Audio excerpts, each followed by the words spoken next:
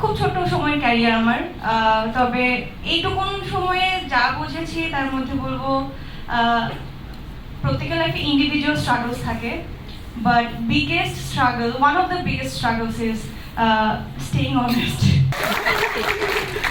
So ladies and gentlemen, please welcome with a huge round of applause Miss World 2018 Jannatul Firdaus Oishi.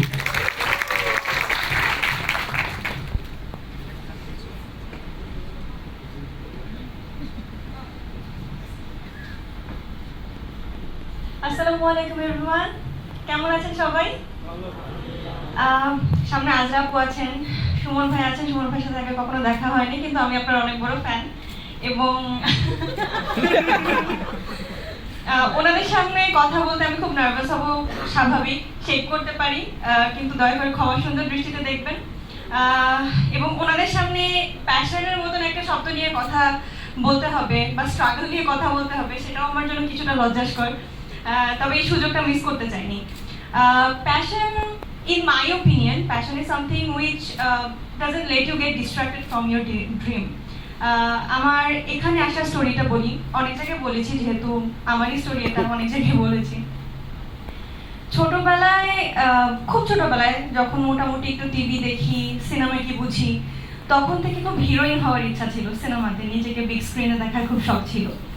তো আমার বাবা মায়ের উপর আমার একটু আক্ষেপ ছিল যে তারা আমাকে টমবয় বানিয়ে রাখতেন। সবার দেখতাম যে প্রতিবেশী যে ফ্রেন্ডরা ছিল, ঈদে কোরবানিতে অনেকে সুন্দর সুন্দর বারবি ডলের মতন ড্রেসেস আসতো, হিলস আসতো, আমার আসতো প্যান্ট শার্ট কেটস। তো এটা নিয়ে আমার একটু মন খারাপ থাকতো, কিন্তু আমি যখন শপিং মলে যেতাম তাদের সাথে, আমি খুঁজতাম একটু নায়িকাদের মতন পোশাক, শাড়ি, সালোয়ার কামিজ যে কয়টা ছিল আমার মা আলমারিতে তুলে রাখতেন, মাঝে মধ্যে লুকিয়ে লুকিয়ে পড়তাম। বড় হতে হতে যেহেতু পড়াশোনায় ব্যস্ত হয়ে যায় প্রত্যেকে, আমিও হয়ে যাই, সুপ্ত ইচ্ছাটা সবসময় ছিল। মিডিয়া সম্পর্কে নানান জনে নানান কথা বলে, মাঝে মধ্যে ওই যে ডিস্ট্রাক্টেড হয়ে গিয়েছি, মাঝে মধ্যে চিন্তা করেছি যে আচ্ছা থাক, যাবো না, কারণ আমি কাউকে চিনি না, জানি না। আসলেই মানুষ যা বলে হয়তোবা তার কিছু তো ভিত্তি আছেই, কিন্তু মানে প্যাশন ইজ সামথিং, এবং কোনো বিষয়ে যদি মন থেকে চাওয়া হয় এবং অনেস্টলি চাওয়া হয়, উদ্দেশ্য যদি সৎ হয়, কিভাবে ডেস্টিনি যেন সেখানে নিয়ে যায়। আমার বিষয়টা হয়েছে সেটা। আমার বাবা আমাকে ঢাকায় পাঠালেন আইএলটিএস করতে, বাইরে পাঠিয়ে দেবেন। আইএলটিএস করতে এসে অডিশনের ডাক আসে, রেজিস্ট্রেশন করে রেখেছিলাম আগে থেকেই, অত কিছু চিন্তা না করেই অডিশন দিলাম, and the rest is history, and now I am here. আর স্ট্রাগলের কথা যদি বলি, খুব ছোট সময়ের ক্যারিয়ার আমার, তবে এইটুকুন সময়ে যা বুঝেছি তার মধ্যে বলবো প্রত্যেকের লাইফে ইন্ডিভিজুয়াল স্ট্রাগলস থাকে, but biggest struggle, one of the biggest struggles is staying honest. But staying honest is the only way to reach the goal with peace of mind. আলহামদুলিল্লাহ, at the end of the day I have that peace of mind. আমি খুব বেশি কথা বলবো না। আমি এসে দেখলাম যে সুমন ভাইকে অনেকে প্রশ্ন করছিলেন, আমি সবার প্রশ্ন নিতে চাই। কারণ এই কোনো প্রশ্ন করার, সিরিয়াসলি আমি কি এতই বলে ফেলেছি নাকি আমার সম্পর্কে কারো কিছু জানার ইচ্ছে নাই? সবাই মনে দেখাতে ব্যস্ত।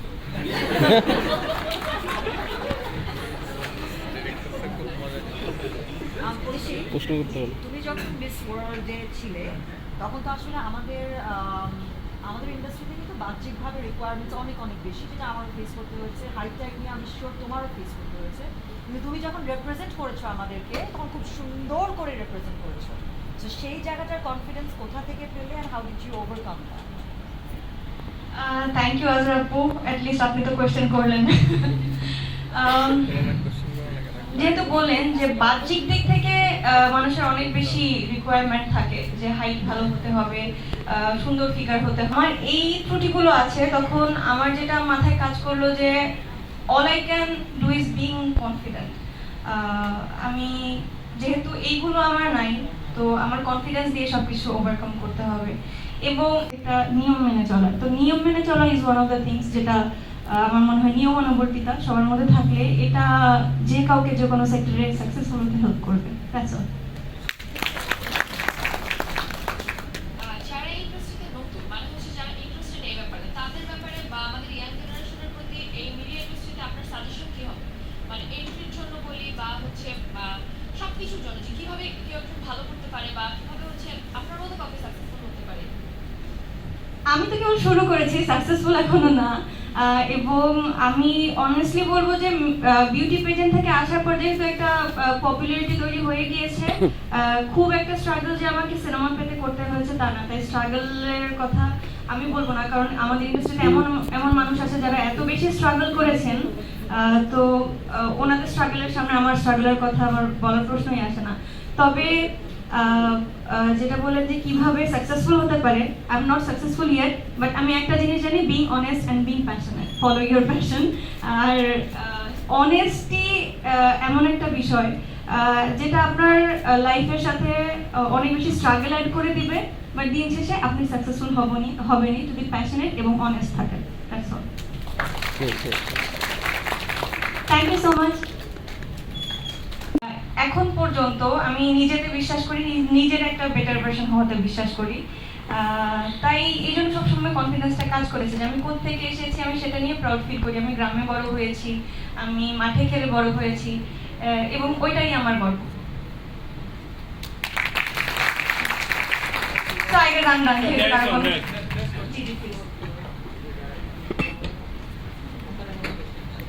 My voice audible, I think. So, ma'am, as you know, you're an icon for Bangladesh. A lot of young girls look up to you, right? So, we are noticing that a lot of youths are getting derailed. They're using TikToks not as a means of entertainment, but they're actually ruining their life with it. So, what advice would you like to give to them? Because people look up to you. You're an icon for them. And I love that part when you said about honesty and staying to your roots. Thank you. I don't know whether they're ruining their life with it or not. It's a part of entertainment, I guess. It's their choice. I don't know TikTok. Even I have never done it. I have never downloaded the app even.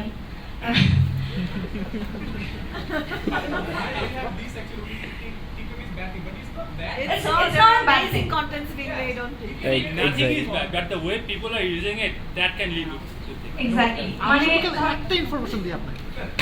আমরা যে আমাদের যে রবি 10 minute স্কুলটা আছে, রায়মান চালায়, আমরা টিকটকে সেটার ভিডিও চালাই এবং সেটা সাবস্ক্রাইবার 10 লাখের উপরে। সো টিকটক দিয়ে যে শুধু কেবল আপনি এটা করবেন সেটা না, আমরা কিন্তু ওই যে মানে এডুকেশনাল কন্টেন্টটাও টিকটকে দেখাচ্ছে এবং 10 লাখ লোক যেটা দেখছে, এটা বুঝতে পারছেন এটার মানে টপ অফ মাইন্ড এফেক্টটা বা এফেক্টটা কত বেশি। But I get you, বেশিরভাগ মানুষই নাচ গান করতে ব্যস্ত থাকে। I know what you mean.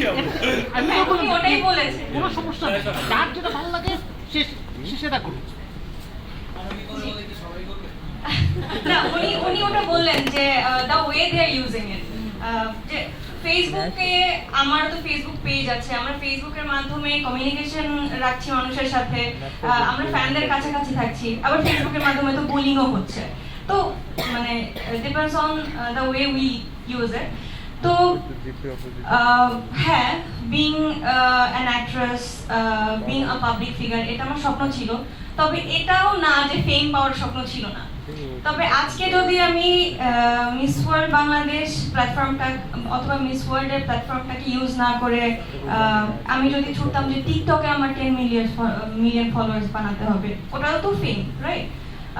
তো আমি সেক্ষেত্রে বলবো যে there is a huge difference between temporary and permanent, right? আমি টেম্পোরারি ফেম পেতে পারি, হয়তোবা অনেক লাইকস পেতে পারি, কিন্তু দিন শেষে respect is something, for me respect is something that let you sleep with peace of mind. আমি at least যখন একটা ভালো মন্তব্য কারোর কাছ থেকে পাই, যখন এটা বুঝতে পারি যে কেউ আমাকে সম্মান করে, আমার কাজকে অ্যাপ্রিসিয়েট করে, অথবা কোনো মেয়ে যদি এসে বলে যে আপু I get inspired by you, আমার মনে হয় ওই দিনের ঘুমটা আমার ভালো হয়, মানে rather than getting so many likes on my pictures. তো এটা হয়তো আমি খুব ক্লিয়ার আনসার দিতে পারলাম না, এটা যার যার ব্যক্তিগত রুচিবোধ। আমার কাছে টেম্পোরারি ফেমটার থেকে সম্মান, কাজে অ্যাপ্রিসিয়েশন, শেখা, এটা বেশি ইম্পর্টেন্ট। তো ফর মি কি বলবো, TikTok, for me TikTok is not my type. But হ্যাঁ, যারা করছেন যেন একটু পজিটিভলি ইউজ করেন, যাতে এটা প্রপার ইউটিলাইজেশন হয়। That's it. হ্যালো আপু, আমি হচ্ছে Arfat, NSU CDC senior drama club থেকে। সো আপনার ফার্স্ট ফিল্ম তো মিশন এক্সট্রিম এন্ড আমরা north south university senior drama club এর একটা পার্ট ছিলাম, হয়তো আপনি জানেন। Thank you, thank you. আমাদের north south senior drama club থেকে 20 জন অভিনয় করেছিলেন মিশন এক্সট্রিম সিনেমাতে। সো হাউ ইউর এক্সপিরিয়েন্স যে আপনার ফার্স্ট ফিল্ম, আমাদের অনেকেরও হয়তোবা টাইম স্ক্রিনটা ডিফারেন্ট হতে পারে, বাট ওইটার এক্সপিরিয়েন্সটা কেমন ছিল? আমাদের কাছে অনেক বড় ছিল, okay we got an opportunity to on big screen. আপনার কাছে ওটার এক্সপিরিয়েন্সটা কেমন ছিল? হ্যাঁ, আমার জন্য খানিকটা সেম, কারণ আমারও তো প্রথমবারই বিগ স্ক্রিনে আমার চান্স হলো ওটার মাধ্যমে। তবে প্রথম কাজ সবসময় অনেক বেশি স্পেশাল হয়। প্রথমবার ক্যামেরার সামনে দাঁড়ানো, প্রথমবার সিনেমার শুটিংয়ের জন্য যে গ্রুমিং, প্রত্যেকটা জিনিসই স্পেশাল হয়। এবং for me it's more special, কারণ আমি যেহেতু বললাম, যেহেতু সুমন ভাই আছেন এখানে, আপনি অনেক ভালো জানবেন যে বিভিন্ন এক্সারসাইজ, বিভিন্ন মেডিটেশন, অনেক কিছু আছে এগুলোর পার্ট হিসেবে। তো এইটা আমার কাছে আরো বেশি ইন্টারেস্টিং লেগেছে, যে আমার শেখার জার্নিটা মিশন এক্সট্রিম, যেহেতু অনেক বড় অ্যারেঞ্জমেন্টের মুভি আর অনেক সময় ধরে শুটিং করা হয়েছে এবং ভীষণ হেক্টিক ছিল কাজটা। তো অনেক হেক্টিক কিছুর সাথে যখন জার্নি শুরু হয়, পরের জার্নিগুলো খুব একটা হেক্টিক লাগে না, পরের কাজগুলো। মিশন এক্সট্রিমের জার্নিটা আমার পরের জার্নিটাকে স্মুথ করে দিয়েছে। তো that was my experience.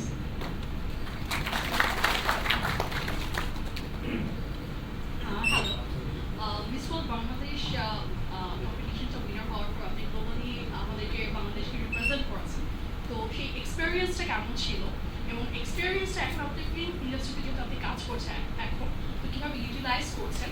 And second question হচ্ছে যে অনেকেই হয়তো বা বিউটি প্যাজেন্টস অথবা অন্যান্য বিউটি রিলেটেড কম্পিটিশনগুলোতে পার্টিসিপেট করতে চায়, কিন্তু তারা জানে না যে কীভাবে নিজেদেরকে গ্রুম করবে। সো আপনি যদি আপনার এক্সপিরিয়েন্সটা শেয়ার করতে, যে কীভাবে নিজেদেরকে গ্রুম করতে পারে এই কম্পিটিশনগুলোর জন্য। Thank you so much. আমি মিস ওয়ার্ল্ড বাংলাদেশ হয়ে যখন গ্লোবালি দেশকে রিপ্রেজেন্ট করলাম, তো এই এক্সপিরিয়েন্সটা আমার লাইফ টাইম এক্সপিরিয়েন্স। আমি এখন ঐশী, জান্নাতুল ফেরদৌস ঐশী হিসেবে পরিচিত, বাট ওই একটা মাস যে আমি দেশের বাইরে ছিলাম, আমার নাম ঐশী ছিল না, আমার নাম ছিল বাংলাদেশ। আমাকে কেউ আমার নাম ধরে রাখতেন না। যখন কেউ বাংলাদেশ বলে ডাক দিত, আর যখন আমি হোটেল থেকে বাইরে বের হতাম, 118টা দেশ যেহেতু পার্টিসিপেট করেছিল, তো 118টা দেশের ফ্ল্যাগ ওখানে ছিল। তো বাংলাদেশের ফ্ল্যাগটা যখন দেখতাম এবং যখন কেউ বাংলাদেশ বলে ডাক দিত, আমার মনে হতো যে আমার ক্রাউন দরকার নেই, আমি পেয়ে গেছি আমার যা দরকার। আর আমি শিওর এখানে অনেকে, কারণ নর্থ সাউথ ইউনিভার্সিটির মতো ইউনিভার্সিটি থেকে দেশকে রিপ্রেজেন্ট করার অনেক সুযোগ আছে এবং অনেকের হয়েছে আমি শিওর, এবং তারা বুঝতে পারবেন। এবং যাদের এখনো সুযোগ হয়নি, আমি দোয়া করি এবং আমি আশাবাদী যে প্রত্যেকের সুযোগ হবে। এই অনুভূতিটা সত্যিই অসাধারণ। আর হয়তো মিস ওয়ার্ল্ড হতে পারিনি, তবে টপ 30-তে বাংলাদেশের হয়ে প্রথম কোনো রেকর্ড হয়েছে মিস ওয়ার্ল্ডে। তো এটা আমার জন্য অনেক বড় অ্যাচিভমেন্ট ছিল, যে আমি কিছু একটা দেশের জন্য অ্যাচিভ করতে পেরেছি। তবে হ্যাঁ, টপ 30 পরে যখন ফাইনালের সময় চলে আসছিল, আমার বিউটি দ্য পারপাস নামের যে প্রজেক্টটা, একটা ভিডিও ডকুমেন্টারি দরকার হয় এটার উপরে, যেটা আমার ছিল না কোনো না কোনো কারণে। এটা হচ্ছে অর্গানাইজেশন থেকে রেডি করে দেওয়া হয়, আমার এটা ছিল না, আমাকে রেডি করে দেওয়া হয়নি। এবং যেটা ক্যারি করে মোর দ্যান 50% মার্কস। তো সবাই 100% মার্কস নিয়ে কমপ্লিট করছে, আমি কমপ্লিট করছিলাম মাত্র 50% নিয়ে। তো আস্তে আস্তে আমার কনফিডেন্স ফল করা শুরু করে। ওই যে আজরাপুর প্রশ্নের উত্তরে যেটা বললাম, যে all I have is confidence. আমি যেটা, সেটা নিয়েই আমি ওখানে ছিলাম। I never try to B someone else. কিন্তু এবার আমি কি করব, বিং মাইসেলফ, আমার তো 50% নাই। তো তখন যখন আমার কনফিডেন্স ফল করা শুরু করে, তখন ওই একটা জিনিসই মাথায় এসে যায় যে আমি মিস ওয়ার্ল্ড হবো না, তা না। কারণ তখন মানুষ এত বেশি এক্সপেকটেশন রাখছিল আমার কাছ থেকে, এবং অনেক জায়গায় কমেন্ট করতো যে আমি যে যখন টপ 30-তে গেলাম, তখন তাদের ওই রাউন্ডটা দেখে মনে হচ্ছিল যে বাংলাদেশ ক্রিকেট টিমের ওয়ার্ল্ড কাপ জেতার আনন্দ পেয়েছে তারা, আমাকে ক্রিকেটারদের সাথে তুলনা করা হতো। তো তখন আমার এটা আরো প্রেশার হয়ে গিয়েছিল আমার উপর, যে আমি দেশে গিয়ে আমার দেশের মানুষদেরকে কি উত্তর দিব যদি কিছুই না করতে পারি। আলহামদুলিল্লাহ দেশে ফিরে আমি যখন মানুষের অ্যাপ্রিসিয়েশন পেলাম এবং তারা যখন বললেন যে না তারা স্যাটিসফাইড আমি যা করেছি, তো আমার ফাইনালি নিজের জার্নিটাকে সাকসেসফুল মনে হয়েছে। এবং যদি বলেন যে সিনেমা ইন্ডাস্ট্রিতে কিভাবে আমি আমার ওই এক্সপিরিয়েন্সটা কাজে লাগাচ্ছি, ওখানকার মানে অ্যাক্টিং আর বিউটি প্যাজেন্ট দুইটা অনেকটাই ডিফারেন্ট। এক জায়গার এক্সপিরিয়েন্স আর এক জায়গায় খুব বেশি কাজে লাগানো যে যায় তা না, তবে কিছু বেসিক গ্রুমিং তো থাকেই যেগুলো সব জায়গাতেই কাজে লাগে, যেমন কথা বলা, জেস্টার, পশ্চার, কনফিডেন্স, সব কিছু এগুলো সব জায়গাতেই কাজে লাগে। আর বিউটি পেজেন্টের জন্য যদি গ্রুমিং এর কথা বলেন, আজরাপুর মতো মানুষ এখানে উপস্থিত থাকতে আমি গ্রুমিং এর কথা বলার দুঃসাহস করব না। তবে হ্যাঁ, আমার ক্ষেত্রে আমি যেটা করেছিলাম যে অন্যান্য জায়গায় যা হয় ওই যে ল্যাকিংস গুলো, যে আমার হাইট, আমার ফিগার, আমার লুক, এইগুলোর থেকে আমি গুরুত্ব দিয়েছি। যেমন মিস ওয়ার্ল্ড বাংলাদেশে কল টাইম থাকতো 10টায়, আমি 9:30টায় গিয়ে বসে থাকতাম। আপনি কি শরীরে লুজ করতে চান? না, আমি লুজ করতে চাই না। মানে প্রথমত হচ্ছে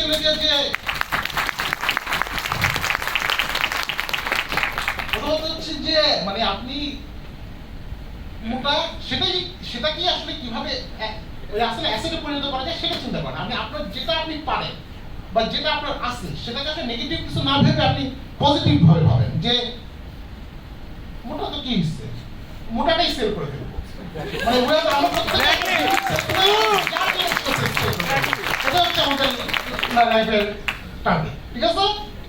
ওকে, ধন্যবাদ। বলেন বলেন।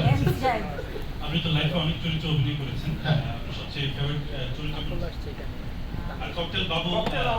ককটেল বাবু মোটা আমার ফেভারিট চরিত্র না, কিন্তু মানে এই যে মানে লাইফে অনেক কিছু যে ফিরে আসে। এই থুতু ছিলাম কিন্তু আমি ছোটবেলায় কিন্তু আমার বন্ধুদের থুতু মারতাম। আমাকে ডিরেক্টর ফোন করে বললো যে একটা চরিত্র ভাবছি এরকম, কি যেটা জানি না ভাবছিস না, না জেনে ভাবছি। এটা হচ্ছে লাইফে খুব ওই রিটার্ন। মানে আমার বন্ধুরা বলতো যে ওরা আমার বন্ধুরা নাকি এখনো বাংলাদেশে কেউ খুন হলে খুব ভয় পায়, কারণ হচ্ছে যে যদি ডিএনএ টেস্ট করা হয় দেখা যাবে যে ওর গায়ে আমার ডিএনএ আছে।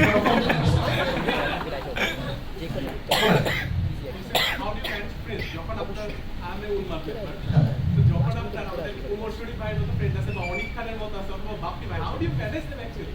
ও আচ্ছা, ভেরি ডিলাভ ফ্রেন্ড। এই বাপ্পির কথা বললো। বাপ্পিকে কে চিনি আমি জানি না।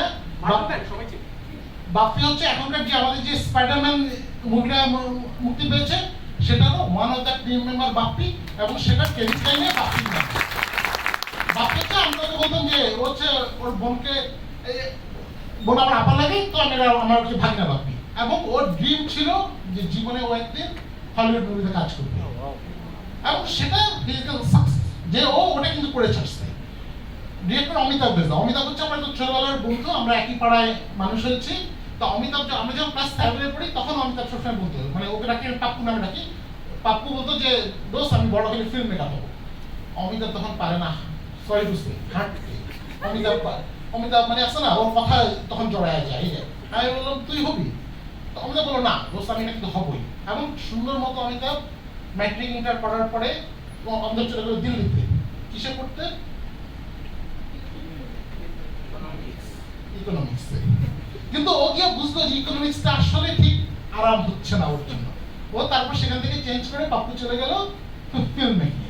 এবং ফিল্ম মেকিং থেকে এসে পাপ্পু যেই পরিমাণ ধৈর্য দেখাইছে এটা করার জন্য, আই স্যালুট হিম। যে ওকে আমি এমন আজে বাজে ডিরেক্টরের ওর কাজেও এত মনোযোগ দেওয়া দেখতো, এই যে ধৈর্যটা, প্যাশনটা যে ওর যে লেগে থাকার জন্যই আজকে পাপ্পু অমিতাভ বেজা, যাকে আমরা এক নামে চিনি।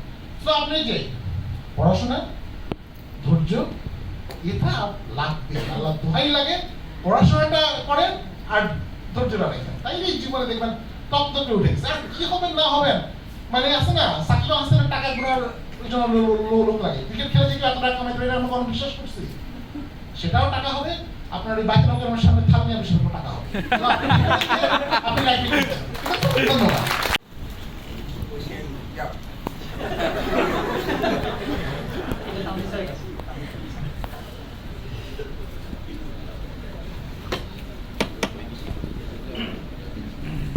for your kind time.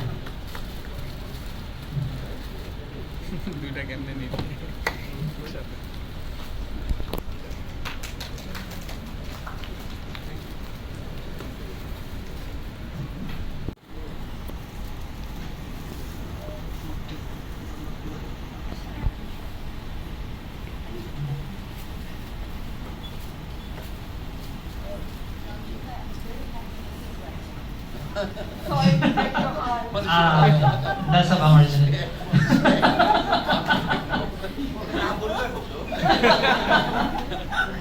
Thank you very much, Adarama. Now, last but not least, Sean Bhai, I think he's in a call.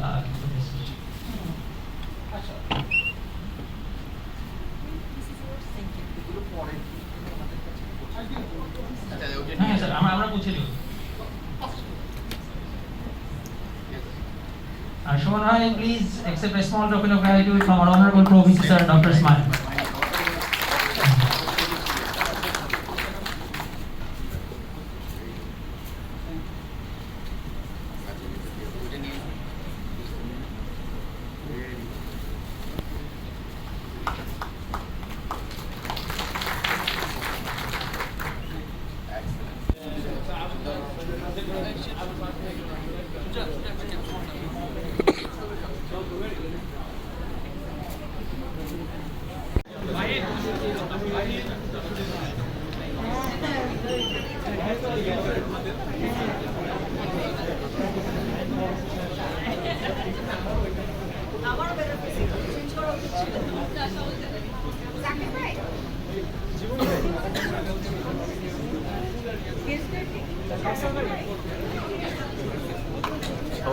আচ্ছা হ্যাঁ সে প্ল্যানের মধ্যেই থাকে সে হঠাৎ একদিন ফোন দিয়ে আমাকে বললো যে ফিল্ম করছি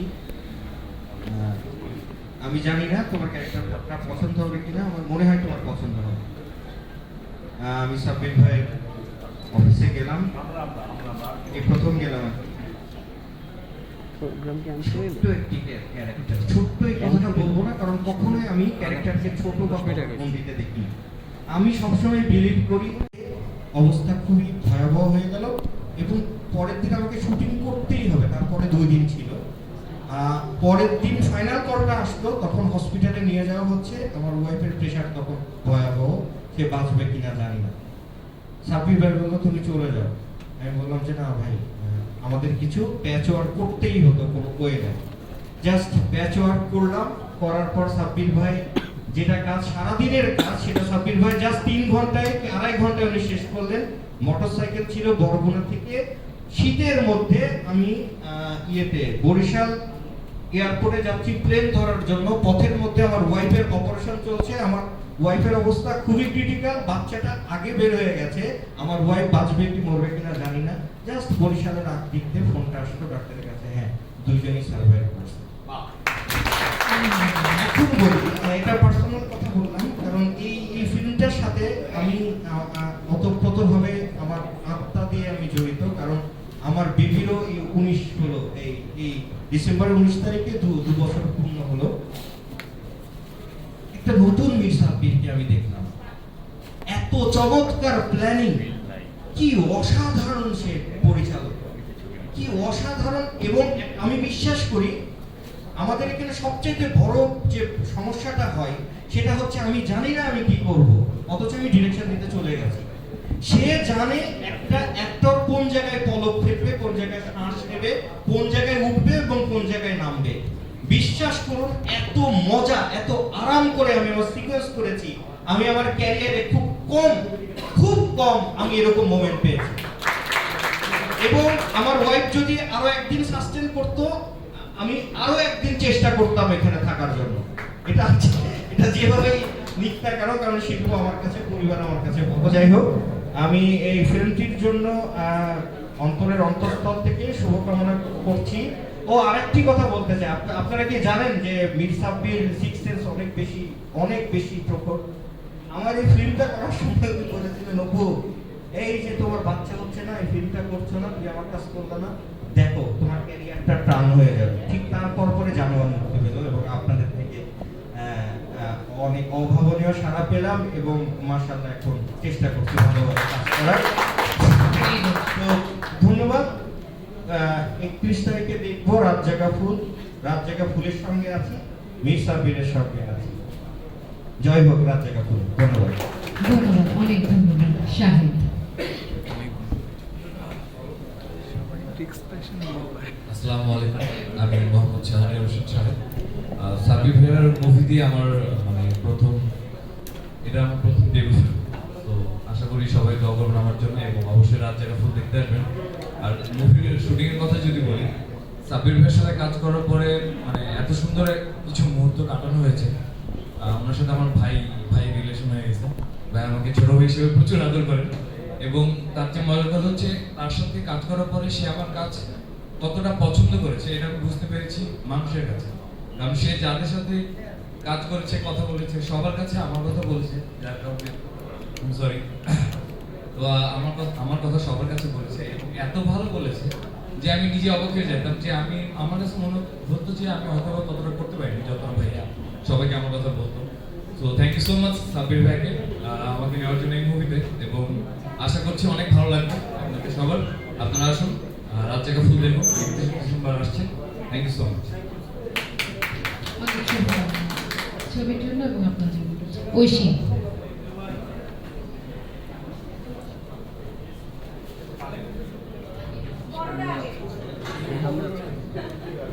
তারিন তানহা।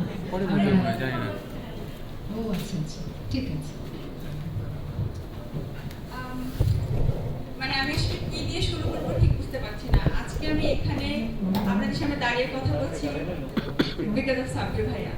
সো সেটার জন্য আগে সাব্বির ভাইকে অনেক অনেক থ্যাঙ্কস। আর শুটিং এর এক্সপিরিয়েন্স বলতে গেলে যে সাব্বির ভাইয়ের সাথে এটা আমার প্রথম কাজ। আর সাব্বির ভাইকে আমি নতুন করে পেয়েছি এবং আমার টিচার হিসেবে পেয়েছি। এবং একটা মানুষের জীবনে চলার পথে একজন আদর্শ মানুষ লাগে যার পথে সে চলে, ওঠে, বসে। তো ওই সিনেমাটা করার পর থেকে আমি ভাইয়ার কথায় উঠি, বসি, চলি বা কোনো পরামর্শ যদি লাগে আমি ভাইয়ার কাছ থেকে শুনি। তো আমরা আমাদের বেস্টটা ট্রাই করেছি আপনাদেরকে দেওয়ার জন্য। একদম 100% দিয়েছি কিনা সেটা হচ্ছে আপনারা। আমরা এখন একটু ঐশীর কথা শুনবো, তারপর মিস সাব্বির ভাইয়ের কথা শুনবো এবং আপনাদের যে প্রশ্নগুলো এখন আছে যেগুলো নিয়ে কথা বলছেন এই প্রশ্নগুলো ভাইয়াকে করলে আমার মনে হয় আমরা একদম ঝটপট উত্তর পেয়ে যাব। তো ঐশী। আসসালামু আলাইকুম, কেমন আছেন সবাই? কেউ বলে না কারণ সবাই কথা বলছে। সবাই কেমন আছেন? ঠান্ডায় আছি, ঠান্ডায়। Thank you.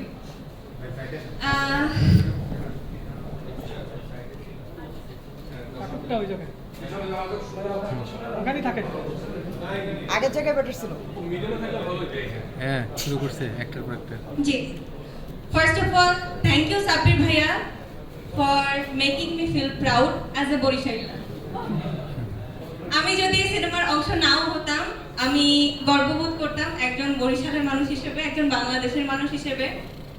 কারণ একজন দর্শক হিসেবেও আমি নতুন মিস সাব্বিরকে আবিষ্কার করতাম যদি সিনেমার অংশ না হতাম।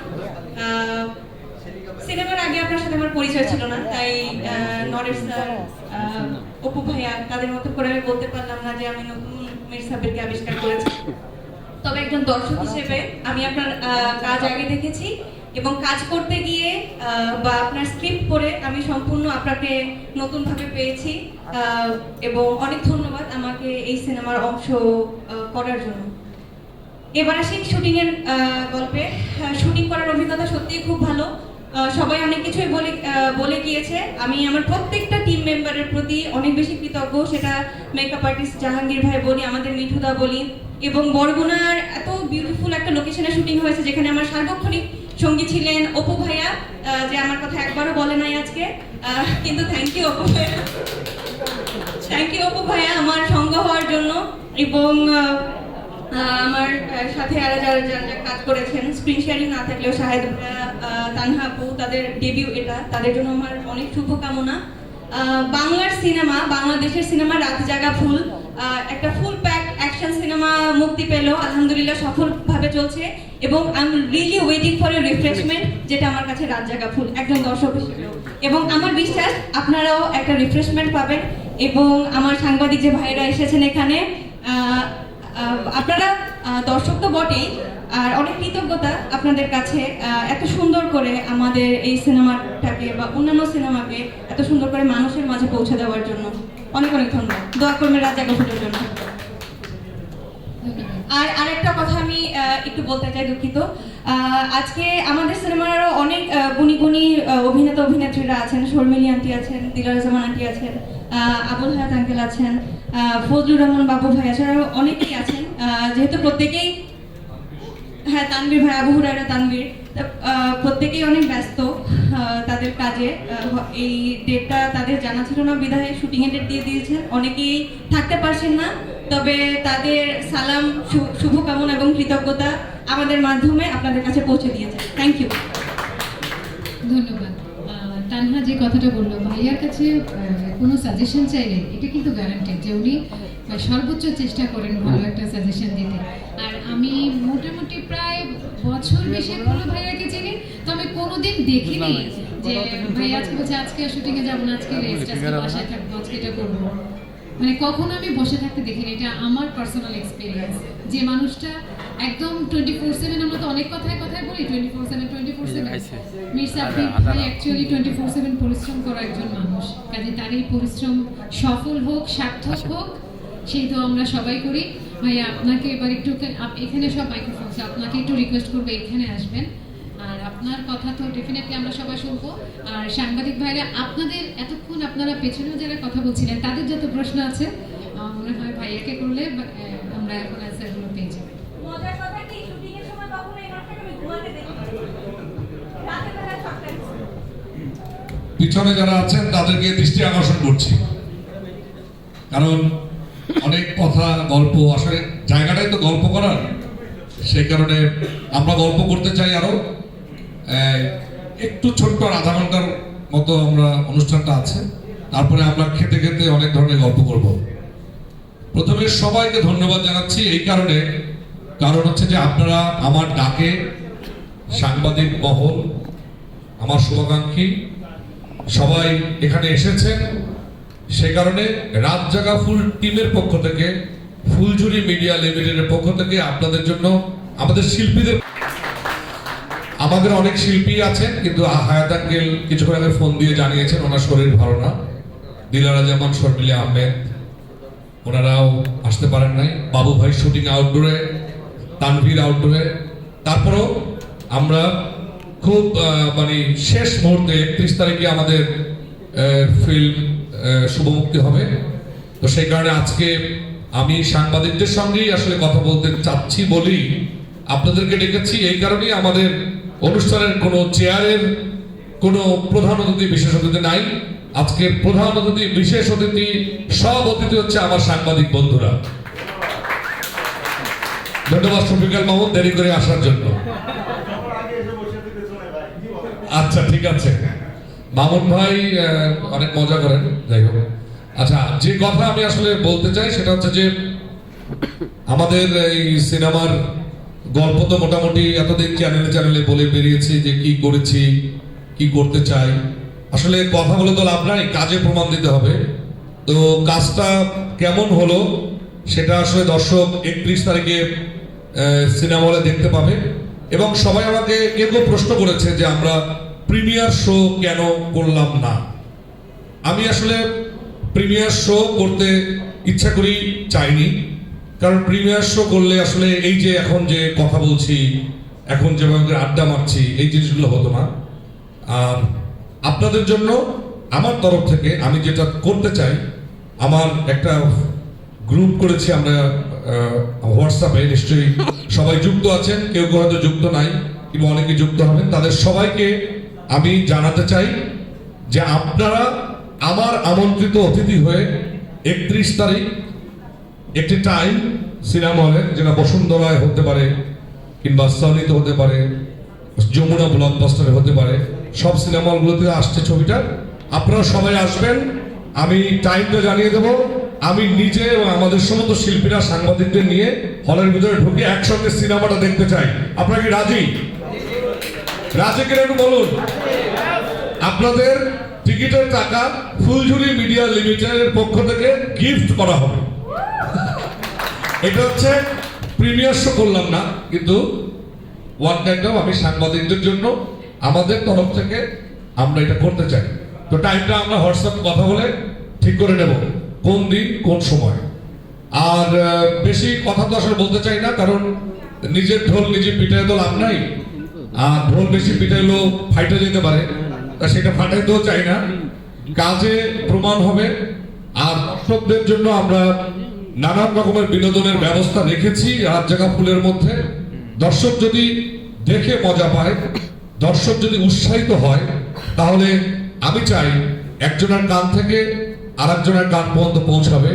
কারণ আমরা ছোটবেলায় যখন সিনেমা দেখেছি কিংবা দেখতে যেতাম, নরেশ দা বা মিনু ভাই সবাই জানে, মফস্বল হওয়া মানুষ আমরা, আমাদের দেখতাম যে শুক্রবারের সিনেমা রিলিজ হলে সেই আলোচনাটা হতো সেলুনে যখন চুল কাটতো, সেই সেলুনওয়ালা চুল কাটতে কাটতে বলতো, কালকে একটা সিনেমা দেখছি রে ভাই, জসিম সাহেবের যে কি অভিনয়, ওয়াসিম সাহেবের যে কি অভিনয়, তারপরে তার সঙ্গে গোলাম মোস্তফা যে অভিনয়টা করলো, গানটা যে কি সুন্দর হয়েছে, মানে এই আলোচনাগুলো সব হইতো সেলুনে। এবং আমরা সেখান থেকে শুনে শুনে পালিয়ে পালিয়ে সিনেমা দেখতে যেতাম। সেই এরকম অনেক ঘটনাই আমার মনে হয় সবার জীবনেই আছে। সো আলোচনাটা একটা জায়গায় হয়, সেই আলোচনাটা আসলে ছড়ায়। তো এখন সোশ্যাল মিডিয়ার যুগ, আমরা আমাদের প্রচারণার মাধ্যম হিসেবে সোশ্যাল মিডিয়াকে বেছে নিয়েছি। টিভি চ্যানেল আমাদেরকে সহযোগিতা করছে, সাংবাদিক, প্রিন্ট মিডিয়া থেকে শুরু করে সবাই আমাদেরকে নানান রকম ভাবে উৎসাহমূলক তথ্য প্রদান করছে এবং দর্শকদেরকে সিনেমা হলে আসার জন্য সবাই উৎসাহিত করছে। সবাই আমার সঙ্গে আছে, আমার শিল্পী বন্ধুরা আমার সাথে আছে, সাংবাদিক বন্ধুরা আছে, আমার সঙ্গে প্রযোজক, পরিচালক এবং পরিবেশনার দায়িত্ব আছে জাজ মাল্টিমিডিয়া, এবং সবকিছু মিলে আমার মনে হচ্ছে যে আমরা গুড প্রসেসের মধ্যে আছি। এখন সেটা যদি দর্শক মধ্যে পৌঁছায়, কারণ করোনার পরে এই মিশন এক্সট্রিম কিংবা রেহানা মারিয়াম নূর, নোনাজলের কাব্য, তারপরে লাল মরিচের ছুটি, মৃধা বনম মৃধা, নানান রকমের ছবি কালবেলা প্রচার হয়েছে এবং আমি দেখতে পেলাম যে মানুষ হলে আসতেছে, সেই সঙ্গে হচ্ছে, এটা সবচেয়ে আশার দিক। এবং আমরা যদি আমাদের বাংলাদেশের ছবিকে সামনের দিকে এগিয়ে নিয়ে যেতে পারি, সেটা আমাদের বাংলাদেশের জন্যই সবচেয়ে লাভ হবে। এবং 31শে ডিসেম্বর কেন আমি এই ছবিটা মুক্তি দিয়েছি আমি আগেও বলেছি, আবারও বলছি, স্বাধীনতার 50 বছর পূর্তি বিজয় উৎসবের শেষ দিনে এই ছবিটা বাংলাদেশের বয়স 50-এ সর্বশেষ ছবি হিসাবে ইতিহাসের পাতায় যাতে থাকে, সেই কারণেই আমি এই 2021 সালের শেষ দিনকে বেছে নিয়েছি। সবাই বাংলাদেশের জন্য দোয়া করবেন, বাংলাদেশি চলচ্চিত্রের জন্য দোয়া করবেন। আর আপনাদের জন্য একটা ছোট্ট উপহার বলেন, অফার বলেন, সেটা আমি দিচ্ছি। আর আমার সঙ্গে কোনো দেখবেন যে কোনো নিবেদন নাই, কোনো ধরনের কোনো ট্যাগলাইন নাই, কিন্তু নিচে দুজন আমার পার্টনার হিসেবে আছে যারা আমাকে টেকনোলজি সাহায্য দিচ্ছে, ডিজিটাল। একটা নাম হচ্ছে ফ্লিপকার্ট, আর একটা হচ্ছে স্মার্ট ফিল্ড। তো আমি ফ্লিপকার্টের যে রাজকে একটু ডাকছি, রাজকে আসো। রাজ একটা অফার দিবে, তারপরে আমরা আমার কথা শেষ করবো। আসসালামু আলাইকুম সাবির ভাই, মানে শুরুতেই আপনাকে কোথা থেকে ধন্যবাদ দেবো আমি জানি না, বাট আপনার কাছে অনেক কৃতজ্ঞ।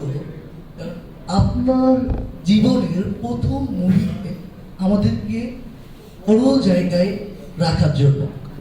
এখন যে দর্শক আছে যারা 31 তারিখে যে মুভিটা রিলিজ পাচ্ছে, যে দর্শক যারা সিনেমা দেখতে যাবেন, আসলে তাদের উদ্দেশ্যে আমরা সফটওয়্যার ফ্লিপকার্ট প্রোডাক্টে একটু চমক রাখতে চাচ্ছি। যেটা হলো আমাদের এই সফটওয়্যার প্রোডাক্টের আমাদের রেগুলার প্রাইস 499 টাকা, বাট যারা যারা সিনেমা হলে যে মুভিটা দেখবেন তারা এই পণ্যটি কিনতে পারবেন 50% ডিসকাউন্টে। এবং এটা জাস্ট আপনি মুভিটা দেখবেন, দেখে টিকিটটা আমাদের পেজে শো করলেই আপনি 50% ডিসকাউন্ট পেয়ে যাচ্ছেন। এবং এই সফটওয়্যার যে প্রোডাক্ট ফ্লিপকার্ট, আসলে ফ্লিপকার্টটা কি, এটা হলো আপনার যে সেলফোন আছে, অ্যান্ড্রয়েড সেলফোন, এটাকে আপনার কমপ্লিট প্রোটেকশন দেবে। এবং এই কমপ্লিট প্রোটেকশনের সাথে সাথে আপনার ইমার্জেন্সি যে মোমেন্টগুলো আছে, এবং সেই ইমার্জেন্সি মোমেন্টগুলোতে আপনাকে পুরোপুরি সুরক্ষা দেবে। সো আরেকদিন আমরা বলবো সফটওয়্যার যে প্রোডাক্টটা আছে ফ্লিপকার্ট, এটা নিয়ে আমরা অন্য একদিন বলবো। বাট আজকে এই মুভিটার জন্য আমাদের সফটওয়্যার পক্ষ থেকে শুভকামনা, এবং শুভকামনা পুরো পরিবারের জন্য, রাত জাগা পরিবারের জন্য। সবাই ভালো থাকবেন, সবাই সুস্থ থাকবেন। ধন্যবাদ। আমাদের অনুষ্ঠান আসলে কথা বলা প্রায় শেষ। আর যদি কারো কোনো প্রশ্ন থাকে সেটা সাব্বির ভাইকে তো মানে এই প্রশ্নটা করার ইনে আমরা সাব্বির ভাই পরীক্ষিত, আপনি যেহেতু আমাদের ক্লিক করে নতুন বলা যায় এই জন্য প্রশ্নটা করেন। যে কারণে প্রশ্ন করেছেন ওই কারণেই দেখতে আসবেন। হ্যাঁ, এখানে তো অনেকেই আছে, তো প্রশ্ন উনি যে কাউকে করতে পারতেন, তো আমাকে যেহেতু বেছে নিয়েছেন প্রশ্ন করার জন্য, সিনেমা দেখার জন্য, প্লিজ আমাকে বেছে নেবেন এবং আমার সিনেমাটাকে বেছে নেবেন। Thank you. সাবির ভাই, আমি প্রথমত আপনাকে অভিনন্দন আপনার সিনেমার জন্য। আর আমার প্রশ্নটা হচ্ছে যে আপনি ভার্সাটাইল কিছু অভিনেতা অভিনেত্রীদেরকে আপনি আসলে সিলেক্ট করেছেন মুভিটার জন্য, তো আপনার সিলেকশনের পেছনে আসলে ভাবনাটা কি ছিল? আসলে রাত জাগা ফুল চলচ্চিত্রটা যখন লেখা সম্পন্ন হয়ে গেছে, সেই চলচ্চিত্রের সঙ্গে সম্পৃক্ত যে চরিত্রগুলো, গল্পের ক্যানভাসটা, চরিত্র এবং আমার আসলে বাজেটটা কিরকম হবে তার উপরে। তো একটি সিনেমা করতে আসলে অনেক লোকবল, অনেক আয়োজন, অনেক কিছু দরকার হয়। তো আমার সিনেমার ক্যানভাসটা অনেক বড়, আমার যে 60 লাখ টাকা, এই টাকায় সিনেমা ওটা করা কোনোদিনই সম্ভব নয়, এটা বিশাল একটা চ্যালেঞ্জ। সেক্ষেত্রে আমি কোনো প্রডিউসারের কাছেও দ্বারস্থ হইনি। আমি আমার ফুলঝুরি মিডিয়া লিমিটেড, যেটা হচ্ছে আমার কোম্পানি, সেখান থেকে আমরা বাদ বাকি টাকাটা অ্যারেঞ্জ করেছি এবং আমি চেষ্টা করেছি ছবিতে কোনো ধরনের কোনো কম্প্রোমাইজ না করার জন্য, মানে আমার সীমাবদ্ধতার মধ্যে এবং আমার সাধ্যের মধ্যে যতটুকু শেষ পর্যন্ত করা গেছে আমি ততটুকু চেষ্টা করেছি। কারণ চাহিদার তো মানুষের শেষ নাই এবং স্বপ্নেরও কোনো শেষ নাই। তো দুটো জিনিসকে একসঙ্গে করতে গিয়ে আমাকে অনেক চ্যালেঞ্জ দিতে হয়েছে এবং সেই চ্যালেঞ্জটা বেশ ভালোই চ্যালেঞ্জ এবং আমি সেই চ্যালেঞ্জটাকে নিয়েছি।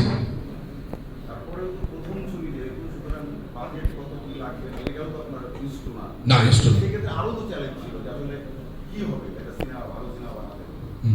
ও একটা সিনেমা বানাতে আপনি 10টা মুভি বানাতে আগে কি বানাইতেন, নিশ্চয়ই একটা আইডিয়া থাকতো যে কত ভালো ছবি হয়, সেটাও তো আপনার ছিল না, একেবারে প্রথম, একদম প্রথম ছিল। সেই ক্ষেত্রে অনেক চ্যালেঞ্জ, মানে চ্যালেঞ্জ তো প্রতি মুহূর্তে মুহূর্তে ছবি করে আমাকে নিতে হয়েছে। মানে আমি এমনও হয়েছে যে শুটিং শেষ করার পরে আমার মনে হয়েছে যে এই সিনেমাতে একটা সুন্দর একটা গান থাকলে খুব ভালো হয়, শেষে একটা টাইটেল ট্র্যাক, যেটা আমাদের প্রথমেই ছিল না, পরবর্তীতে সেটাও কিন্তু আমি বানিয়েছি এবং সেটা আমি কিন্তু কল্পনা করেছি পরে, সিনেমা মানে কমপ্লিট করার পরে, যেটা রাত জাগা ফুল টাইটেল ট্র্যাক আপনারা মমতাজের কণ্ঠে শুনছেন, সেটা কিন্তু সিনেমা বানানোর পরের কাহিনী। তো অনেক ঘটনাই ঘটেছে যেটা আসলে একটা সময় পর মনে হচ্ছে এই পর্যন্ত সিনেমাটা বাজেটটা আমাদের শেষ হয়ে যাবে, তারপরে দেখা গেছে যে আরো বাজেট বেড়ে যাচ্ছে, মানে প্রতি মুহূর্তেই বাজেটটা বেড়েছে, কারণ ওই চ্যালেঞ্জগুলোর জন্যই বেড়েছে যে আমি ভালো করতে চাই। কারণ আমার প্রথম চলচ্চিত্র সেহেতু এটার ভিতরে আমার স্বপ্ন এবং আমার চেষ্টা দুটোই যেন থাকে এবং আপনারা যেন বুঝতে পারেন, সেই চেষ্টাটাই আমি করেছি। অনেক ধন্যবাদ মামুন ভাই। আর কোনো প্রশ্ন? আপনি রাস্তার মাঝে দেখা গেছিল যে পথচারীকে মানে পার হতে সাহায্য করছিলেন, আসলে কি এটা কি মুভি প্রমোশনের জন্য নাকি জনসচেতনতা বাড়ানোর জন্য? প্রথমত জনসচেতনতা, সেটার সঙ্গে মুভির প্রচারণা। মানে প্রচারণার ক্ষেত্রে আমার কাছে মনে হয়েছে যে সচেতনতার মাধ্যমে যদি আমরা প্রচারণার মধ্যে যাই তাহলে মানুষের কাছে অতি দ্রুত যাওয়া যাবে।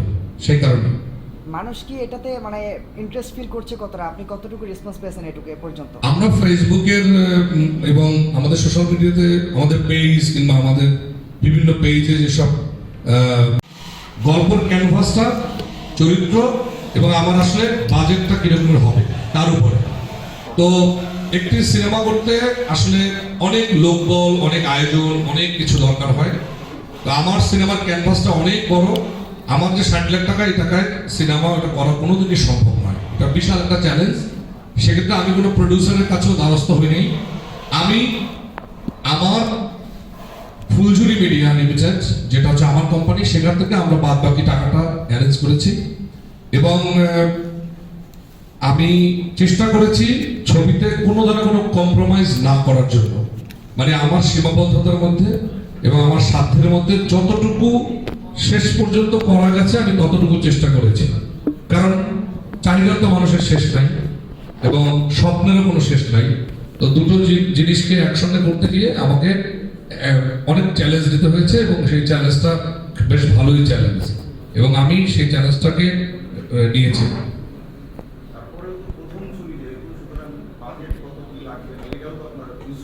না, ইউজ টু না। সেক্ষেত্রে আরো তো চ্যালেঞ্জ ছিল যে আসলে কি হবে একটা সিনেমা, ভালো সিনেমা বানাতে ও একটা সিনেমা বানাতে গিয়ে আপনি 10টা মুভি বানাতে আগে কি বানাইতেন, নিশ্চয়ই একটা আইডিয়া থাকতো যে কত ভালো ছবি হয়, সেটাও তো আপনার ছিল না, একেবারে প্রথম একদম প্রথম ছিল। সেই ক্ষেত্রে অনেক চ্যালেঞ্জ, মানে চ্যালেঞ্জ তো প্রতি মুহূর্তে মুহূর্তে শফিক ভাই আমাকে নিতে হয়েছে। মানে আমি এমনও হয়েছে যে শুটিং শেষ করার পরে আমার মনে হয়েছে যে এই সিনেমাতে একটা সুন্দর একটা গান থাকলে খুব ভালো হয়, শেষে একটা টাইটেল ট্র্যাক, যেটা আমাদের প্রথমেই ছিল না, পরবর্তীতে সেটাও কিন্তু আমি বানিয়েছি এবং সেটা আমি কিন্তু কল্পনা করেছি পরে সিনেমা মানে কমপ্লিট করার পরে, যেটা রাত জাগা ফুল টাইটেল ট্র্যাক আপনারা মমতাজের কণ্ঠে শুনছেন, সেটা কিন্তু সিনেমা বানানোর পরের কাহিনী। তো অনেক ঘটনাই ঘটেছে যেটা আসলে একটা সময় পর মনে হচ্ছে এই পর্যন্ত সিনেমাটা বাজেটটা বোধহয় শেষ হয়ে যাবে, তারপরে দেখা গেছে যে আরো বাজেট বেড়ে যাচ্ছে, মানে প্রতি মুহূর্তেই বাজেটটা বেড়েছে, কারণ ওই চ্যালেঞ্জগুলোর জন্যই বেড়েছে যে আমি ভালো করতে চাই, কারণ আমার প্রথম চলচ্চিত্র সেহেতু এটার ভিতরে আমার স্বপ্ন এবং আমার চেষ্টা দুটোই যেন থাকে এবং আপনারা যেন বুঝতে পারেন, সেই চেষ্টাটাই আমি করেছি। অনেক ধন্যবাদ মামুন ভাই। আর কোনো প্রশ্ন? আপনি রাস্তার মাঝে দেখা গেছিল যে পথচারীকে মানে পার হতে সাহায্য করছিলেন, আসলে কি এটা কি মুভি প্রমোশনের জন্য নাকি জনসচেতনতা বাড়ানোর জন্য? প্রথমত জনসচেতনতা, সেটার সঙ্গে মুভির প্রচারণা, মানে প্রচারণার ক্ষেত্রে আমার কাছে মনে হয়েছে যে সচেতনতার মাধ্যমে যদি আমরা প্রচারণার মধ্যে যাই তাহলে মানুষের কাছে অতি দ্রুত যাওয়া যাবে, সেই কারণে। মানুষ কি এটাতে মানে ইন্টারেস্ট ফিল করছে কতটা, আপনি কতটুকু রেসপন্স পেয়েছেন এটুকু এ পর্যন্ত? আমরা ফেসবুকের এবং আমাদের সোশ্যাল মিডিয়াতে আমাদের পেজ কিংবা আমাদের বিভিন্ন পেজে যেসব আমি আমাদের আমার একটি প্রশ্ন, শুরুতে অভিনন্দন জানাচ্ছি দর্শকরা দেশক্ষণ করবে স্পাইডারম্যান এগুলো থাকে, তারপরে ওটিটি মাধ্যমে জনপ্রিয় ওটিটি প্ল্যাটফর্মে সিনেমা মুক্তি দেওয়া ওটিটি প্ল্যাটফর্মের চিন্তা এখন মাথায় নাই, এখন হচ্ছে শুভ মুক্তি 31 তারিখে, এরপরে আমরা অবশ্যই এখন ওটিটি মাধ্যমে নানান রকমের সিনেমা রিলিজ হচ্ছে এবং অনেক সিনেমা ওটিটি প্ল্যাটফর্মে যাচ্ছে। আমার সিনেমা যদি ভালো হয়, আপনারা যদি সবাই দেখেন, দেখে যদি এটা উৎসাহ দেন, ইনশাআল্লাহ ওটিটি প্ল্যাটফর্ম যারা চালাচ্ছেন তারাও যোগাযোগ করবেন, এটা পরবর্তী পদক্ষেপ, এটা এখন না। আমরা কি শেষ করবো এখন? আমাদের 30 মিনিটের একটা প্রেজেন্টেশন আছে, আর হল লিস্টটা যদি ইস্যু জানিয়ে অনুষ্ঠানটা সমাপ্তি করে তাহলে ভালো হবে। আর হল লিস্টটা হোয়াটসঅ্যাপেও আপনাদের গ্রুপে আমি দিয়ে দিচ্ছি, আর আপনাদেরকে আমি টাইমিংটা জানিয়ে দিচ্ছি হোয়াটসঅ্যাপের মাধ্যমে, আপনাদের গ্রুপে যে আছেন আর যে নাই তাকেও আমরা ইনক্লুড করে নিচ্ছি। হ্যাঁ, ঠিক আছে কি? হ্যাঁ, পাবেন। না, ঠিক আছে, ঠিক আছে। আচ্ছা, 26টা হল, এখানে মধুমিতা আনন্দ, তারপর হচ্ছে চিত্রামহল শ্যামলী গীত এবং নিউ গুলশান ঢাকায়, চাঁদমহল কাজপুর, নিউ মেট্রো নারায়ণগঞ্জ, সিনেস্কোপ নারায়ণগঞ্জ, সেনা সদর সাভার, চন্দ্রিমা জয়দেবপুর, বর্ষা চৌরাস্তা গাজীপুর, মনিহার যশোর, শঙ্খ খুলনা, চিত্রালী খুলনা, শাপলা রংপুর, রূপকথা পাবনা, নন্দিতা সিলেট, সুগন্ধা চট্টগ্রাম, বনলতা ফরিদপুর, রাজ কুনিয়ারচর, পুরবী ময়মনসিংহ, শিলা ঢাকা এবং ব্লকবাস্টার যমুনা, আর স্টার সিনেপ্লেক্সের সীমান্ত সম্ভার, বসুন্ধরা এবং সনি, আর সেই সাথে হচ্ছে সিলভার স্ক্রিন চট্টগ্রাম। আমরা হোয়াটসঅ্যাপের মাধ্যমে এবং আমাদের ওয়েবসাইটের মাধ্যমে এটা আবার জানিয়ে দেবো আপনাদেরকে। তো আমরা দেখবো, আর তারপর আমরা একটা 30 মিনিটের জন্য এখানে যারা আছেন তাদের সবার জন্য একটু আপ্যায়নের ব্যবস্থা তো আছে। হ্যাঁ, আপ্যায়নটা নৈশ ভোজের ব্যবস্থা আছে, নৈশ ভোজের ব্যবস্থা আছে, কিন্তু তার আগে আমরা একটু এবিটা দেখি আর তারপর ইনশাআল্লাহ সবার সাথে একসাথে। সবার কাছে আবারও আমার তরফ থেকে আবারও আপনাদের কাছে দোয়া, আশীর্বাদ, ভালোবাসা কামনা করছি। রাত জাগা ফুলের পাশে থাকবেন, তাহলেই হবে। ধন্যবাদ সকলকে। ধন্যবাদ সবাইকে, এবং আমরা সবাই রাত জাগা ফুলের শুভকামনা। সে যেন নিজেই একটা আগুনের ফুলকি, এই রাত জাগা ফুল যেন চিরদিন আমাদের মাঝে সুবাস ছড়িয়ে আমাদের আনন্দ দেয়। প্রথিতযশা অভিনেতা বাংলাদেশের এবং আমার বরিশালের। এই ছবিটার নাম রাত জাগা ফুল। এই ছবিটিতে আমি একটি গান গেয়েছি এবং বহু বছর বাদে, প্রায় 30 বছর হয়ে গেল, 30 বছর বাদে আমি একটি র্যাপ গেয়েছিলাম। আমি প্রথম র্যাপ গেয়েছিলাম এই বেশ ভালো আছে গানে। 30 বছর বাদে মীর সাব্বিরের পরিচালিত এবং চিত্রনাট্য উনি ব্রেনচাইল্ড এই ছবিটাতে আমি একটু র্যাপ গিয়েছি। আমি আশা করছি আপনাদের খুব ভালো লাগবে। আপনারা দোয়া করুন যাতে ছবিটা সফল হয়।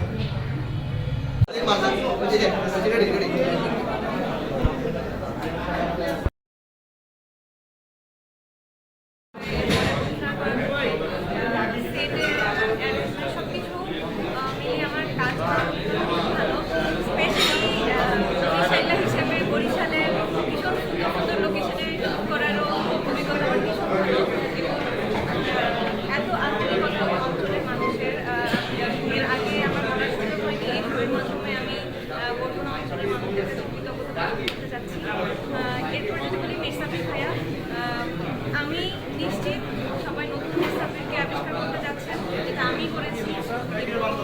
শুধুমাত্র সাধারণ দিক থেকে না, আন্তরিকতার দিক থেকে, সহযোগিতার দিক থেকে, একজন সহশিল্পী, একজন পরিচালক, সব দিক থেকে আমার আশার অনেক, মানে আমার আশা ছাপিয়ে অনেক বেশি করছে সাব্বির পৌঁছাতে যাচ্ছেন, আপনার পার্সপেক্টিভ থেকে একটু জানতে চাই।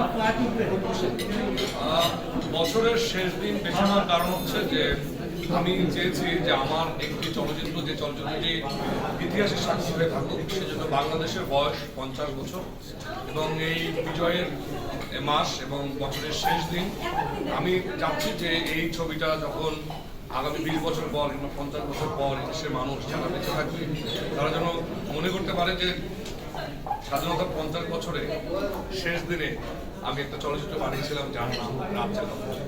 এটাই হচ্ছে মূল কারণ।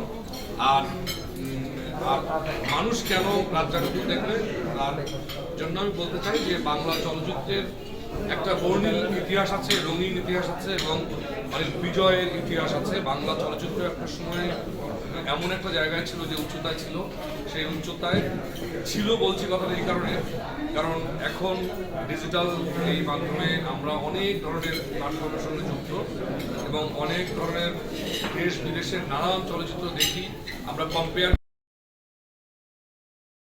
বাজেট হয় ওটা দিয়ে বলিউড হলিউডের সিনেমার একজন কি বলবো আর্টিস্টের জানি না ম্যানেজারের পেমেন্ট হয় কিনা আমি জানি না। তো এই বাজেটের মধ্যে আমরা সিনেমা বানাচ্ছি এবং আপনাদেরকে ভালো কিছু দেওয়ার চেষ্টা করছি। তার মধ্যেও অনেকগুলো সফল হয়, আন্তর্জাতিক অঙ্গনে গিয়ে দেশকে রিপ্রেজেন্ট করে। যেমন মিশন এক্সট্রিম কিন্তু বহির্বিশ্বে অনেক ভালো সাড়া পেয়েছে, শো বেড়েছে, হল বেড়েছে। এখনও একটার পর একটা দেশ যুক্ত হচ্ছে মুক্তির জন্য, মানে যেসব দেশে। মিশন এক্সট্রিম দেখার পর মানুষ কেন রাত জাগা ফুল দেখবে? মিশন এক্সট্রিম দেখার পর তো মানুষ রাত জাগা ফুল দেখতে পারে না। দুইটা মুভিতে কমন এলিমেন্ট যদি বলে সেটা আছে আমাকে যারা ভালোবাসেন তাদের যদি মিশন এক্সট্রিম ভালো লেগে থাকে এবং আমাকে একটা পুরো অ্যাকশন সিনেমা দেখেছেন, এরপর যদি একটা রিফ্রেশিং স্টোরিতে আপনারা দেখতে চান তার জন্য মিশন এক্সট্রিম দেখতে পারেন। বাংলা সিনেমাকে যদি ভালোবাসেন মিশন এক্সট্রিম দেখতে পারেন। এবং অবশ্যই অ্যাকশন একটা সিনেমা দেখার পর একটা রিফ্রেশিং স্টোরি দেখতে চাইলে সেক্ষেত্রেও আপনারা রাত জাগা ফুল দেখতে পারেন। তুমি লাস্ট কোন ছবি দেখেছো? আমি লাস্ট তাহলে মিশন এক্সট্রিম বাদে আমার দেখার এখনো সময় হয়নি, কারণ মিশন এক্সট্রিমের পোস্ট রিলিজ প্রমোশনে আমি অনেক বেশি ব্যস্ত ছিলাম। আমার সেমিস্টার ফাইনাল পরীক্ষা ছিল এবং তারপরে আমি রাত জাগা ফুলের প্রমোশনে ব্যস্ত হয়ে গেছি। তো একদমই পা ফেলার সময় পাইনি, এই জন্য সিনেমাও দেখা হয়নি। তবে আমি অবশ্যই দেখবো। তোমার মিশন এক্সট্রিমে একটু প্রেমিকার চরিত্র, একটু পাশের বাড়ির বালিকার চরিত্রের মতো। এই ছবিতে মনে হয় টিজারে দেখলাম তোমার একটু নতুন ক্যারেক্টার। তুমি অ্যাকশন টাইপের সিনেমা যদি ওই রকম হয় করবা নাকি এই টাইপের? অবশ্যই করবো, কেন নয়। প্রপার স্ক্রিপ্ট পেলে এবং প্রপার ট্রেনিং পেলে কেন করবো না? আর কোনো প্রশ্ন আছে? জি। নায়িকা হিসেবে আপনার অভিনয় করার জন্য একটা বিশাল অপেক্ষা করতে হয়েছে। সিনেমাটা রেসপন্স কেমন পাচ্ছে প্রতিবেশী নায়িকা খুশি? ফ্যামিলি প্রতিবেশী ওনাদের কথা যদি বলি, ওনারা সবসময় ম্যাক্সিমাম সময় ভালোই বলেন, যাতে মন খারাপ না হয়। আমি জানি না, হয়তো বা এই জন্যই ভালো বলেন। কিন্তু দর্শকের কাছ থেকেও যদি বলি, বিরাট মানে অ্যাক্টিং করেছি দুর্দান্ত এরকম কিছু কেউ না বললেও ন্যাচারাল অভিনয় করেছি, প্রথম সিনেমা হিসেবে ভালো করেছি, এইসব মন্তব্য মানে ইন্সপায়ারিং কিছু মন্তব্য আমি পেয়েছি। এগুলো ছিল হচ্ছে দর্শকের কাছ থেকে, আর ফ্যামিলিও যথেষ্ট এনকারেজিং কিছু। এখন কি মানে রাস্তাঘাটে বেরোলে আপনাকে মানুষজন চিনে বা সেলফি?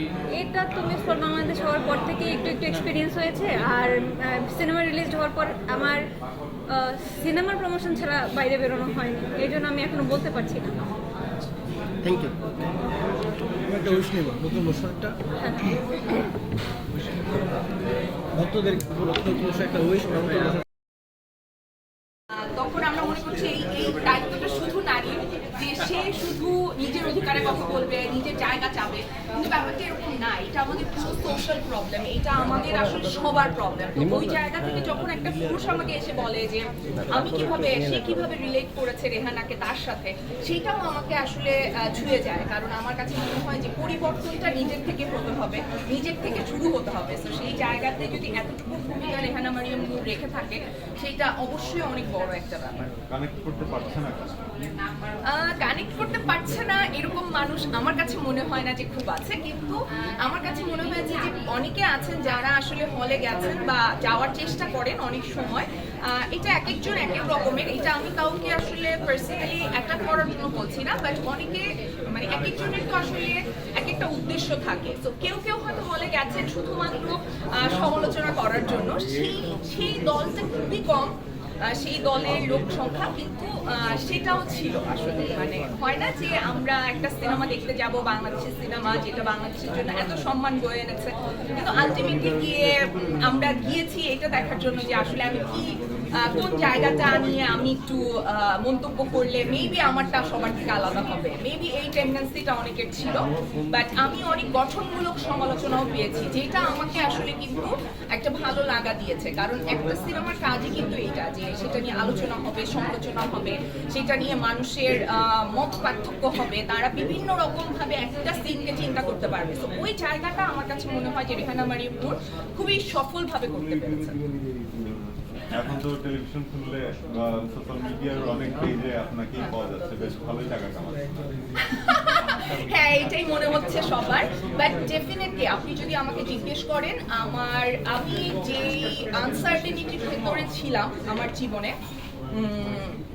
আমার এখনো মনে আছে 2014-তে যখন আমার বাচ্চার বাবা আমাদেরকে ফেলে চলে যায় আমার বাবার বাসায়, তখন আমার বাচ্চাকে সানবিমসে ভর্তি করতে হবে। আমি আমার যে চেকটা লিখেছিলাম, সেই চেকটা লেখার পর ভর্তির সময় আমার অ্যাকাউন্টে 4-5 হাজার টাকা ছিল। ওই জায়গা থেকে অবশ্যই আজকে আমার অবশ্যই আর্থিক অবস্থার অনেক পরিবর্তন হয়েছে, এবং সেটার জন্য আমি অবশ্যই গ্রেটফুল। আপনি বাইরের প্রজেক্টে কাজ করছেন, নতুন একটি সিনেমাতেও আপনি যুক্ত হয়েছেন। নতুন সিনেমাটার আপডেট একটু জানতে চাই। আসলে নতুন যে ফিল্মটা, সেটা আমার চরিত্রটা আমার ভীষণ ভালো লেগেছে, এটা ভীষণ জরুরি। আমি যখন বিশাল ভারদ্বাজের কাজের জন্য রাজি হয়েছি, তখনও আমার কাছে যে জিনিসটা সবচাইতে বেশি আনন্দের ছিল, সেটা হচ্ছে আমি যে চরিত্রটা করতে চাচ্ছি সেটা আমার কাছে ভালো লাগছে কিনা, বা আমি কি আসলে করতে চাচ্ছি কিনা। সেই জায়গা থেকে সাদিকের এই অফারটা, যদিও এটা মেল প্রোটাগনিস্টের গল্প, বাট আমার যে চরিত্র সেইটা আমাকে আসলে ভীষণভাবে প্রভাবিত করেছে আমার কাছে মনে হয়েছে। এবং আমি সবাইকে বলে বেড়াচ্ছি যে আমি কিন্তু এই ক্যারেক্টারটা, আমি যখন যে ক্যারেক্টার করি, আমার মেয়ে খুব এটাতে প্রভাবিত হয়। আমার মেয়ে বলে, মা প্লিজ তুমি একটা বাচ্চাদের সিনেমা করো, তো তুমি যেই সিনেমা যখন করো তখন তুমি ওইটা হয়ে যাও সাথে সাথে। তো আমার কাছে মনে হচ্ছে যে চরিত্রটা আমার জন্য চ্যালেঞ্জিং, আমি সেই চ্যালেঞ্জটা নিতে চাই। আমার আসলে এখন সেই সময়টার মধ্যে আমি আছি আমার লাইফের, যখন আমি আসলে আমার চ্যালেঞ্জ নিতে চাই, মানে নতুন নতুন চ্যালেঞ্জ। তো সেইখান থেকে, আর অ্যাপল বক্স প্রোডাকশন সম্পর্কে আমি অবশ্যই বলতে চাই, অ্যাপল বক্স থেকে অনুরোধ করছি যদি কোনো প্রশ্ন থাকে আমরা সেটা এখন থেকে স্টার্ট করতে পারি। একটা মাইক্রোফোন দেওয়া আছে, জাস্ট রেজ ইওর হ্যান্ড। অনেক আদর করেছে। Thank you Zaima. Well, Rehana Mariam নূরের পক্ষ থেকে আমাদের সাথে আছেন এক্সিকিউটিভ প্রোডিউসার এহসানুল হক বাবু। আমরা তার কাছ থেকে একটু শুনতে চাই। আপনাকেও কি জাইমার মতো করে যদি একটু প্রশ্ন করি, আপনারা অনেক জায়গায় আসলে ঘুরে ঘুরে এসেছেন, কান ফিল্ম ফেস্টিভ্যাল থেকে শুরু করে বুসান, মেলবোর্ন ফিল্ম ফেস্টিভ্যাল, আরো অনেক কিছু আমি প্রথমে নামগুলো বলেছি। আপনি যদি আপনার মুখ থেকে আমাদের সবাইকে আরো একবার জানিয়ে দেন আসলে রেহানা মারিয়াম নূর নিয়ে ওয়ার্ল্ড ওয়াইড আপনাদের জার্নি কেমন ছিল, অভিজ্ঞতা, অনেক অভিজ্ঞতা আসলে আহরণ করেছেন। শুধুমাত্র বাংলাদেশকে রিপ্রেজেন্ট করা তা তো নয়, সারা পৃথিবীর বিভিন্ন ধরনের চলচ্চিত্র শিল্পপ্রেমী মানুষের সাথে আসলে আপনার যোগাযোগ ঘটেছে এবং সবকিছুর পরে এখন চরকিতে এসে আপনাদের যাত্রা।